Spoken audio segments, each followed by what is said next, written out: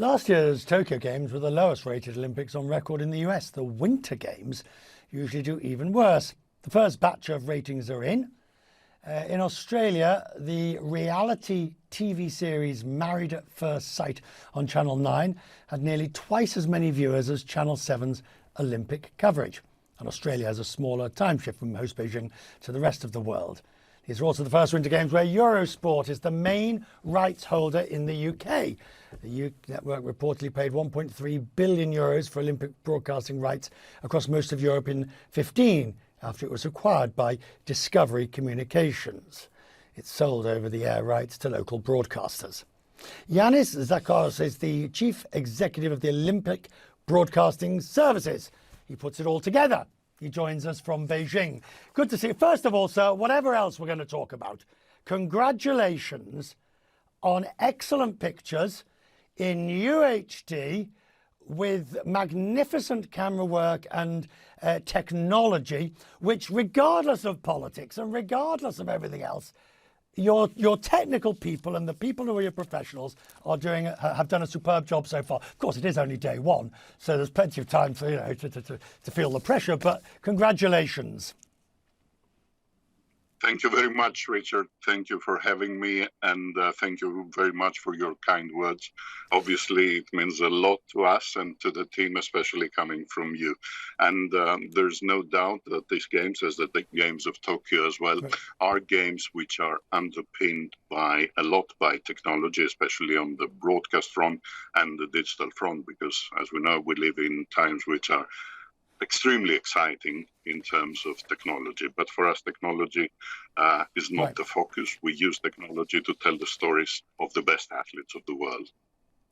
As I understand it, I mean, you say the conditions laid out by the Chinese government, use your words, it's been a highly complex environment from planning. The different conditions. What's been the most difficult thing that you've had to face here, different from the last time, different from Tokyo, as a result of the Chinese restrictions? First of all, allow me to say that the conditions for operating the games, for organizing the games, both in Tokyo and here in Beijing, have been developed in collaboration between the host governments, the organizing committees, and of course the International Olympic Committee. And they were based both on the respect for the local conditions and the policies of the governments on the health front and protection of public health, but also on the best practices from around the world in hosting major sporting events.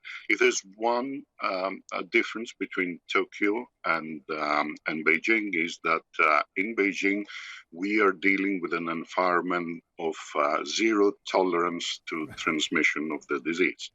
China has remained consistently as one of the safest countries in the world, with less transmission and so on. And this has obviously been the result of very strict measures that we also had to follow. Here, the joint objective of all these conditions that we have jointly developed and under the name of the playbook for the operation of the games, do not exactly aim in zero COVID. They aim in zero transmission. And I think so far they have been extremely successful, as they were in Tokyo. I want to finish talking about the technology here, because not only UHD, 4K, 8K, all these different things you have to provide and you have to be available with. But there's a conceptual issue here as well, isn't there? Getting the viewer as close as possible to the action. Correct, because UHD, HDR that we are doing here offers more resolution, offers brilliant images which are much, much closer to reality. But what we are consistently trying is to get into the action and to understand better what it takes for this extraordinary performance of these extraordinary people, which are the Olympic athletes. Especially now with the emergence of digital, we have opportunities to create different types of content. in the Games of Beijing, we will be producing close to 6,000 hours of content during these 17 days. The competition itself is only 1,000 hours. All the rest Right. is additional content that we produce, different points of view, content made specifically for social platforms, etc. So Right. there is where technology comes very, very handy. Congratulations, sir. You've got 16 days, I think it is, ahead of you, and I wish you and your team extreme good luck and fortune as you do so. Thank you.